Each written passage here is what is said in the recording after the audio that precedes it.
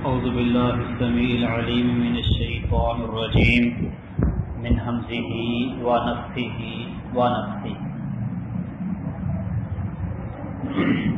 الشهر الحرام بالشهر الحرام والحرمات قصاص فمن اعتدى عليكم فاعتدوا عليه بمثل ما اعتدى عليكم واتقوا الله واعلموا أن الله مع المتقين. الشہر الحرام بالشہر الحرام، حرمت والا مہینہ حرمت والے مہینے کے بدلے ہے. والحرمات قصاص، اور سب حرمتیں ایک دوسرے کا بدلہ ہیں. فمن اعتدى علیکم، سو جو تم پر زیادتی کرے، فاعتدوا علیہ بمثل ما اعتدى علیکم، تو تم اس پر زیادتی کرو اسی طرح کی جس طرح اس نے تم پر زیادتی کی. واتقوا اللہ، اور اللہ سے ڈر جاؤ. واعلموا، اور جان لو. ان اللہ مع المتقین، یقیناً اللہ تعالی ڈرنے والوں کے ساتھ ہے. الشہر الحرام بالشہر الحرام، حرمت والے مہینے حرمت والے مہینوں کے بدلے ہیں. کہتے ہیں کہ مسلمان عمرہ کرنے کے لیے گئے ذوالقعدہ 6 ہجری میں، کفار نے مزاحمت کی، روک دیا. اس موقع صلح حدیبیہ ہوئی، معاہدہ طے ہو گیا کہ آئندہ سال عمرہ کر لیں. اب دوسرے سال 7 ہجری میں جب مسلمان عمرہ کرنے کے لیے جانے لگے تو انہیں خطرہ ہوا کہ حرمت والا مہینہ ہے، ماہ حرام ہے اور بلد حرام ہے. شہر بھی مکہ حرمت والا ہے، مہینہ بھی حرمت والا ہے.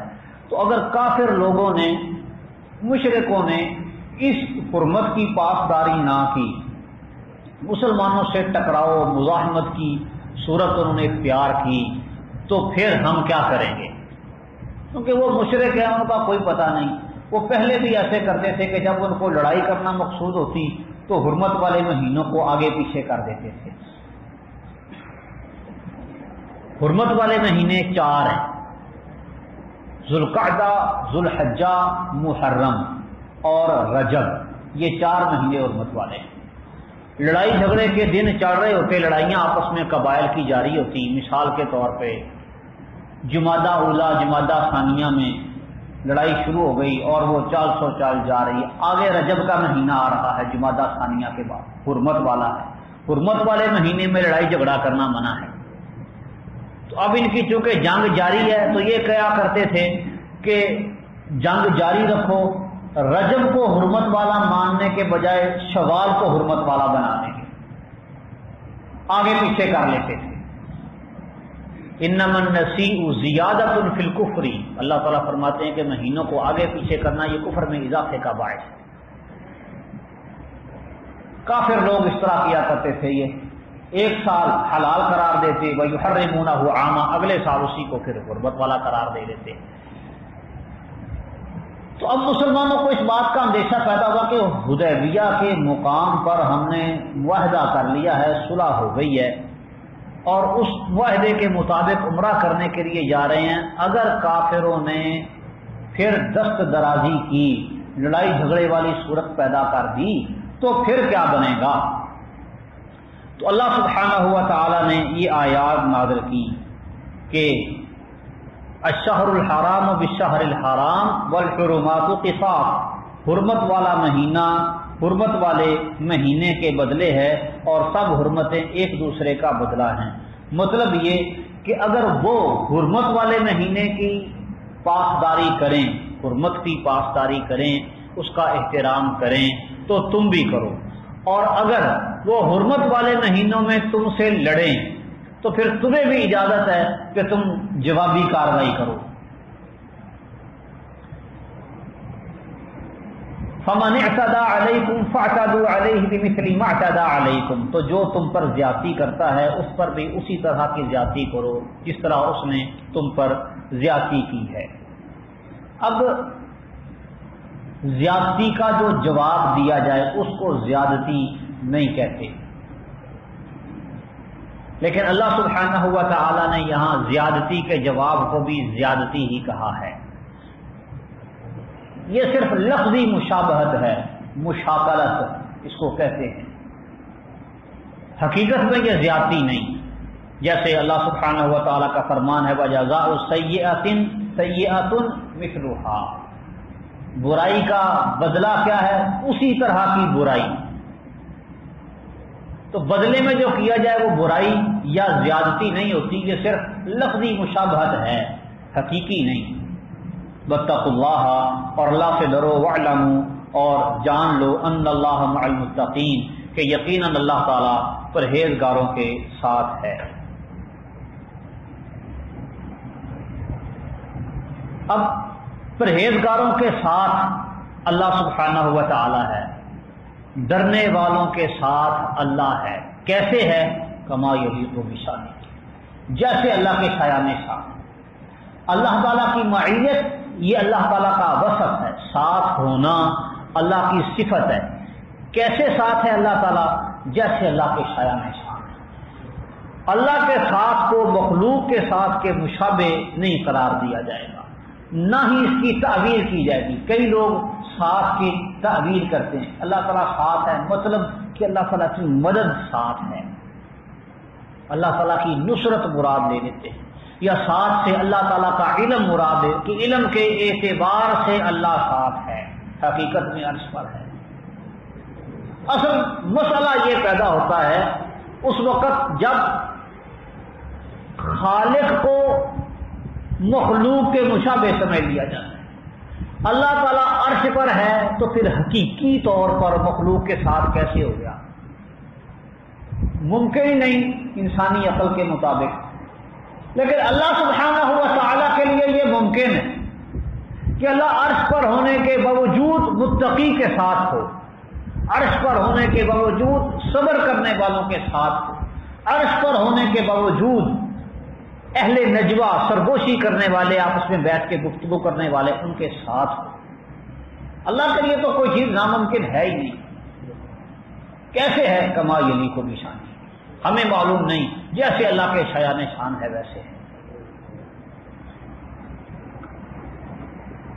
کچھ لوگ معیت سے وہ حلول کا عقیدہ نکالنے کی کوشش کرتے ہیں، وحدت الوجود اور حلول، وحدت الشہود کے عقیدے وہ اسی معیت سے نکالنے تراشنے کی کوشش کرتے ہیں، لیکن وہ اس سے نہیں نکلتے.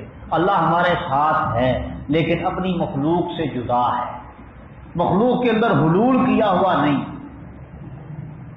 الگ وجود رکھتا ہے مخلوق سے ہٹ کے. وَأَنفِقُوا فِي سَبِيلِ اللَّهِ وَلَا تُلْقُوا بِأَيْدِيكُمْ إِلَى التَّهْلُكَةِ، اور اللہ کے راستے میں خرچ کرو اور اپنے ہاتھوں کو ہلاکت کی طرف نہ ڈالو. وَأَحْسِنُوا، اور نیکی کرو. إِنَّ اللَّهَ يُحِبُّ الْمُحْسِنِينَ، یقیناً اللہ تعالیٰ نیکی کرنے والوں سے محبت رکھتا ہے. یہ اللہ سبحانہ و تعالیٰ نے جو قتال و جہاد کا حکم دیا ہے یہ اسی حکم کی تکمیل ہے کہ اللہ کے راستے میں خرچ کرو، یعنی جہاد کرو اور جہاد کی خاطر اپنا مال خرچ کرو.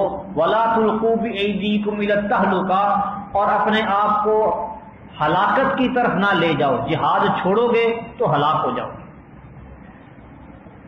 سیدنا ابو ایوب انصاری رضی اللہ تعالیٰ عنہ مدینہ روم قسطنطینیہ کے غزوے میں شریک تھے. تو اسلم تجیبی کہتے ہیں کہ ہمارے مقابلے کے لیے رومیوں نے ایک بڑی تعداد میں لشکر بھیجا اور مسلمان بھی اتنے یا اس سے زیادہ تعداد میں شریک ہوئے. اور اس وقت جب مارکا شروع ہوا تو مسلمانوں کا ایک آدمی رومیوں کی صفوں کے اندر داخل ہو گئے، صفوں کو چیرتے ہوئے درمیان تک گھس گیا. دیکھنے والوں نے دیکھا اور کہا یہ تو اپنے آپ کو ہلاکت میں ڈال رہا ہے. اللہ نے کہا ہے لا تلقوا بأيديكم إلى التهلكة. ابو ایوب انصاری رضی اللہ تعالیٰ عنہ کو پتہ چلا، فرمانے لگے یہ ہم انصاریوں کے بارے میں یہ آیت نازل ہوئی، تم جو اس کا معنی مراد دے رہے ہو یہ اس آیت کا معنی نہیں. ہوا یہ کہ اللہ سبحانہ و تعالیٰ نے اسلام کو عزت و شوکت سے نوازا، تو ہم نے نبی کریم صلی اللہ علیہ وسلم سے عرض کیا کہ ہم جہاد پر نکلے ہوئے ہیں عرصہ دراز سے، مسلسل مار کے مسلسل جہاد، وہ لڑائی مسلسل جاری ہے اور پیچھے گھر بار مال مویشی کھیتی باڑی ان کی ہمیں خبر ہی کوئی نہیں، اور وہ معاملات سارے پیچھے خراب ہو رہے ہیں، تو چلو کچھ عرصہ ہم اپنے گھروں میں ٹک جائیں، ٹھہر جائیں۔ اللہ تعالیٰ نے مسلمانوں کی بڑی تعداد بنا دی ہے، اب اسلام کے مددگار بہت زیادہ ہیں، چلو دوسرے لوگ جہاد کر رہے ہیں وہ کرتے رہیں، جاری رکھیں، ہم کچھ عرصے کے لیے ذرا ویل آف ہو لیں۔ تو اللہ سبحانہ و تعالیٰ نے یہ آیت نازل کی، یعنی جہاد کو چھوڑنا اور کاروبار میں پڑ جانا یہ ہے ہلاکت میں جانا، جہاد کرنا یہ ہلاکت نہیں، جہاد کو ترک کرنا یہ ہلاکت ہے۔ تو کسی آدمی کا فدائی کارروائی کرنا یہ اپنے آپ کو ہلاکت میں ڈالنے کے مترادف نہیں، بلکہ یہ اسلام کی شان و شوکت و عظمت کا ایک حصہ، ایک بات ہے۔ نبی کریم صلی اللہ علیہ وسلم نے بھی اپنے دور مسعود میں کئی لوگوں کو اس طرح کے مارکوں کی اجازت دی کہ اکیلا آدمی اکیلا فدائی جائے اور جا کے کارروائی کر کے آ جائے۔ جب مسلمانوں کو یہ بات نظر آتی ہو کہ ایسا کرنے سے کامیابی مل جائے گی، غالب گمان ہو، تو ایسا کرنا چاہیے، اس میں کوئی مذائقہ اور حرج نہیں۔ بیسیوں ایسے واقعات نبی کریم صلی اللہ علیہ وسلم کے زمانے میں اور اس کے بعد کے دور میں، غزوہ بدر میں بھی ابو جہل کو قتل کرنے کے لیے جو دو چھوٹے بچے گئے تھے، اب دیکھنے والا کیا کرے گا؟ دیکھے گا کہ چھوٹے چھوٹے بچے ہیں اور جا رہے ہیں دشمن کی صفوں میں۔ اسلام کا پہلا معرکہ ہے معرکۃ بدر الکبریٰ، غزوہ بدر۔ ابو جہل کے قاتل دو فدائی تھے۔ پھر اسی طرح اور کئی ایک اس کی مثالیں ہیں، جیسے ابو رافع یہودی کو قتل کرنے کے لیے عبداللہ ابن عتیق، اسی طرح وہ جب گئے تھے اور کعب ابن اشرف کو قتل کرنے کے لیے نبی کریم صلی اللہ علیہ وسلم نے محمد ابن مسلمہ کو بھیجا، اور یہ سلسلہ اس کے بعد مسلسل چلتا رہا۔ سلطان صلاح الدین ایوبی کا دور دیکھ لیں، انہوں نے فدائی تیار کیے تھے اور صلیبیوں کی کمر انہی فدائیوں نے توڑی تھی۔ ایک ہوتا ہے خود کش حملہ اور ایک ہوتا ہے فدائی حملہ، دونوں میں فرق ہے۔ خود کش یہ حرام ہے اور فدائی یہ جائز ہے، دونوں کے اندر فرق ہے۔ فدائی حملے میں حملہ کرنے والا اپنے آپ کو خود نہیں مارتا، بلکہ یبتغی القتل مغانہ، قتل موت کو تلاش کرتا ہے موت کی جگہوں سے۔ اللہ نے اس کی قسمت میں شہادت لکھی ہو تو مل جاتی ہے، نہیں تو زندہ سلامت واپس آ جاتا ہے۔ فدائی کارروائی کرنے کے بعد صحیح سلامت واپس آ جاتا ہے، اپنے آپ کو خود قتل نہیں کرتا۔ جبکہ خود کش جو ہوتا ہے وہ اپنے آپ کو خود قتل کرتا ہے، وہ اس لیے کہ اگر پکڑا جاؤں گا تو پھر سزا ملے گی، اذیت، وہ بعد کی اذیت اور تکلیف سے بچنے کے لیے اپنے آپ کو قتل کرتا ہے۔ نبی کریم صلی اللہ علیہ وسلم کے دور میں بھی خود کش حملہ ور موجود تھے۔ ایک آدمی بڑی دلیری کے ساتھ لڑ رہا تھا، لوگ بڑے حیران ہو رہے تھے کہ بڑا کمال مجاہد ہے۔ نبی کریم صلی اللہ علیہ وسلم نے فرمایا جہنمی ہے۔ ایک آدمی نے کہا میں دیکھوں تو صحیح یہ کیا کرتا ہے۔ وہ اس کے پیچھے پیچھے رہا، وہ بڑا لڑاکا تھا، بڑا جرت مند تھا، لڑتا رہا، زخموں سے چور ہو گیا۔ اب زخموں کی جو درد ہے، تکلیف، اس کی شدت کو برداشت نہ کر سکا، اس نے کیا کیا، تلوار نیچے رکھی اور اپنے آپ کو اس کے اوپر گرا دیا۔ اس تکلیف سے تنگ آ کر خودکشی کر دی۔ فرمایا جہنمی ہے. تو خود کش یہ ایک الگ چیز ہے اور فدائی یہ ایک الگ چیز ہے. فدائی حملہ اور خود کش حملہ دونوں میں فرق ہے. فدائی وہ دشمن کے گروہ کے اندر داخل ہو جاتا ہے، ان کے ساتھ لڑتا ہے، ان کو مارتا ہے، اپنے آپ کو نہیں مارتا. ہاں دشمن کی گولی سے وہ مر جائے، قتل ہو جائے، شہید ہو جائے، وہ ایک الگ بات ہے. عام طور پہ خود کش حملوں کا جواب پیش کرنے کے لیے وہ ایک دلیل پیش کرتے ہیں، قتل اصحاب الاخدود النار ذات الوقود. اصحاب اخدود کا واقعہ والی کہ وہ بچہ وہ اس کو قتل کرنا چاہ رہا تھا، بادشاہ وہ قتل نہیں ہوتا تھا، بچ کے آ جاتا تھا، اس کو تیر مارتے لگتا ہی نہیں. اب اس نے کہا کہ یہ کہو کہ اس بچے کے رب کے نام سے اور یہ کہہ کر پھر تیر چلاؤ، بسم ربی حاضر غلام. اس نے ایسا کیا، تیر چلایا، لگ گیا. کہتے ہیں کہ دیکھو اس نے بھی اپنے آپ کو موت کے لیے پیش کر دیا تھا، لہذا خود کو حملہ کرنا جائز ہے. موت کو خود گلے لگایا نا اس نے، لیکن یہ بھی دلیل نہیں بنتی. وجہ اس کی یہ کہ اس نے اپنے آپ کو خود قتل نہیں کیا تھا، بلکہ قتل کرنے والا وہ کافر تھا.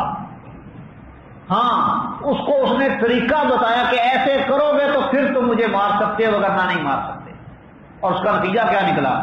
نتیجہ یہ نکلا کہ وہ ایک بچہ موحد اس مشرک معاشرے میں قتل ہوا تو وہ سارا معاشرہ ہی موحد ہو گیا.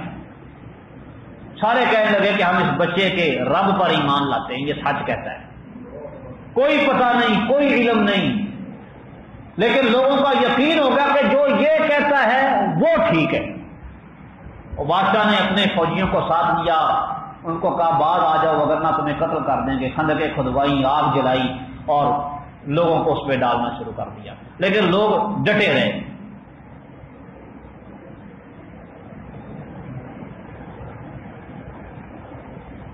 اس میں اور خود کو حملے میں زمین آسمان کا فرق ہے. تو بہرحال فدائی حملہ کرنا یہ شریعت میں جائز اور درست ہے، خود کو حملہ کرنا یہ ناجائز اور غلط ہے. وَلَا تُلْقُوا بِأَيْدِيكُمْ إِلَى التَّهْلُكَةِ، اپنے ہاتھوں کو ہلاکت کی طرف نہ لے کے جاؤ، ہلاکت میں نہ ڈالو. مطلب کہ جہاد چھوڑ کے اور کاروبار میں نہ لگ جاؤ. جہاد بھی کرو، کاروبار بھی تمہارا چلتا رہے گا، چاہے عملاً میدان میں جا کے یا اللہ کے راستے میں جہاد کے لیے خرچ کر کے. وَأَحْسِنُوا، اور نیکی کرو، إِنَّ اللَّهَ يُحِبُّ الْمُحْسِنِينَ، یقیناً اللہ تعالیٰ نیکی کرنے والوں کو پسند کرتا ہے، نیکی کرنے والوں سے محبت کرتا ہے. وَأَتِمُّوا الْحَجَّ وَالْعُمْرَةَ لِلَّهِ، اور حج اور عمرے کو اللہ کے لیے مکمل کرو. اس سے اہل علم نے یہ مسئلہ نکالا ہے کہ جب بندہ حج یا عمرے کا احرام باندھ لے، وہ نفل ہو یا فرض، باہر دو صورت، اس کو پورا کرنا واجب اور لازم ہے. حج کے لیے عمرے کے لیے احرام باندھ لیا، اب وہ اس سے پہلے احرام نہیں کھول سکتا جب تک مکمل نہ کر لے. عمرہ مکمل کرے پھر احرام کھولے، حج مکمل کرے پھر احرام کھولے، درمیان میں نہیں چھوڑے گا. اور دوسرا اس کا معنی یہ ہے اسی آیت کا کہ حج اور عمرے کے ارکان مکمل کرو. فَإِنْ يُحْصِرْتُمْ فَمَا اسْتَيْسَرَ مِنَ الْهَدْيِ، اصول یہ ہے کہ احرام باندھا ہے، اب حج یا عمرہ مکمل کیے بغیر احرام نہیں کھولنا. لیکن اگر تمہیں روک دیا جائے، جیسے حدیبیہ کے موقع پر مسلمانوں کو روک دیا گیا، عمرے کے لیے گئے ہوئے تھے، تو اگر روک دیا جائے، آگے نہ جانے دیا جائے، تو پھر کیا کرنا ہے؟ فَمَسْتَيْسَرَ مِنَ الْهَدْيِ، تو جو قربانی میسر آئے وہ قربانی کر دو. نبی کریم صلی اللہ علیہ وسلم کو بھی جب روکا گیا حدیبیہ کے موقع پر، تو تو جو قربانی میسر تھی وہ آپ نے قربانی کی، صحابہ کرام نے بھی قربانی کی اور احرام کھول دیا۔ وَلَا تَحْلِقُوا رُؤُوسَكُمْ حَتَّى يَبْلُغَ الْهَدْيُ مَحِلَّهُ، اور اپنے سروں کو نہ منڈاؤ حتیٰ کہ قربانی اپنے حلال ہونے کی جگہ پر پہنچ جائے، یعنی کہ جب تک قربانی نہیں ہو جاتی اس وقت تک سر نہیں منڈوانے۔ حج اور عمرے کے لیے اگر بندہ قربانی ساتھ لے کے گیا ہے تو جب تک قربانی نہیں ہو جاتی اس وقت تک سر نہیں منڈوانا، بال نہیں کٹوانے، قربانی کے بعد یہ کام کرنا ہے۔ عمرے کے لیے قربانی ضروری نہیں، اکیلا حج اگر بندہ کرے، اکیلا حج، تو بھی قربانی ضروری نہیں۔ ہاں حج کے مہینوں میں اگر کوئی عمرہ بھی کرے اور حج بھی، تو پھر اس پر قربانی کرنا واجب ہے حج کے مہینوں میں۔ اب حج کے مہینوں میں عمرہ کریں تو اس کو کہتے ہیں حج قران یا حج تمتع۔ قران میں یہ ہوتا ہے کہ قربانی وہ ساتھ لے کے جاتے ہیں، اور قربانی چونکہ جب تک نہیں کی جائے گی اس وقت تک نہ احرام کھولیں گے نہ سر منڈوائیں گے، احرام کی حالت میں رہیں گے۔ پھر وہ حج کر کے یوم نحر کو قربانی کریں گے پھر کھولیں گے۔ دوسرا ہے حج تمتع کہ بندہ قربانی ساتھ نہ لے کے جائے، وہیں سے ہی قربانی کا بندوبست کر لے، قربانی خرید کے قربانی کر لے۔ تو ایسا آدمی عمرہ کرے، عمرہ کر کے احرام کھول دے، حج کے دنوں میں پھر دوبارہ احرام باندھے اور پھر قربانی کے بعد حج کا احرام کھولے۔ فَمَنْ كَانَ مِنْكُمْ مَرِيضًا أَوْ بِهِ أَذًى مِنْ رَأْسِهِ، تو تم میں سے جو شخص بیمار ہو یا اس کے سر میں کوئی تکلیف ہو کسی قسم کی، فَفِدْيَةٌ مِنْ صِيَامٍ أَوْ صَدَقَةٍ أَوْ نُسُكٍ، تو فدیہ دینا ہے روزوں سے یا صدقے سے یا قربانی سے۔ منع ہے سر منڈوانا قربانی کرنے تک، لیکن کوئی آدمی مریض ہے اس کو سر منڈوانا پڑ جاتا ہے تو ٹھیک ہے، رخصت ہے، وہ بیماری کی وجہ سے سر منڈوا لے، لیکن پھر فدیہ دے، روزے رکھے یا صدقہ دے یا قربانی کرے۔ نبی کریم صلی اللہ علیہ وسلم کے پاس کعب بن عجرہ رضی اللہ تعالی عنہ کو لایا گیا تو ان کے سر سے جمیں وہ چہرے پر آ رہی تھی، بہت زیادہ جمیں تھی سر میں۔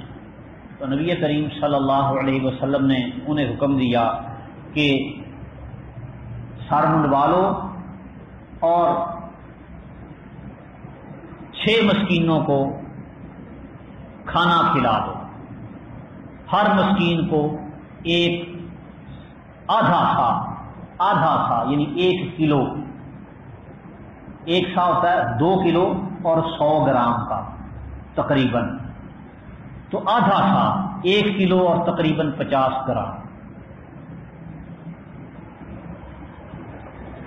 فَإِذَا أَمِنْتُمْ فَمَنْ تَمَتَّعَ بِالْعُمْرَةِ إِلَى الْحَجِّ فَمَا اسْتَيْسَرَ مِنَ الْهَدْيِ، تو جب تم امن میں ہو جاؤ تو جو عمرے کے ساتھ حج تک فائدہ اٹھائے تو جو قربانی میسر آئے وہ قربانی کرے، یعنی حج تمتع یا حج قران۔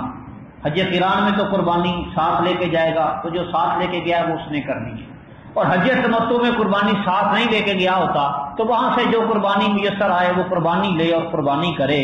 فَمَن لَّمْ يَجِدْ، اور جس کو قربانی نہ ملے یا قربانی خریدنے کی استطاعت نہ ہو، پھر فَصِيَامُ 3 أَيَّامٍ فِي الْحَجِّ وَسَبْعَةٍ إِذَا رَجَعْتُمْ، تو 10 روزے کل رکھنے ہیں، 7 روزے گھر واپس آ کر اور 3 حج کے ایام میں۔ فَصِيَامُ 3 أَيَّامٍ فِي الْحَجِّ، حج کے دنوں میں 3 روزے رکھے، وَسَبْعَةٍ إِذَا رَجَعْتُمْ، اور جب تم واپس آؤ تو پھر باقی کے 7 رکھ لو۔ تِلْكَ 10 کاملہ، یہ پورے 10 ہیں، مکمل 10 روزے ہو جائیں گے 7 اور 3 ملا کر۔ ذالک لمن لم یکن اہلہ حاضر المسجد الحرام، یہ سہولت اور رخصت اس کے لیے ہے کہ جس کے گھر والے مسجد حرام کے پاس نہ رہتے ہیں۔ جو مسجد حرام کے قریب مکہ اور اس کے گرد و نواح کا رہائشی ہے، اس کے لیے یہ رخصت نہیں ہے، وہ قربانی کرے۔ اور جو دور دراز سے آیا ہے، اب وہاں اس کو قربانی میسر نہیں آتی، تو وہ روزے رکھ لے۔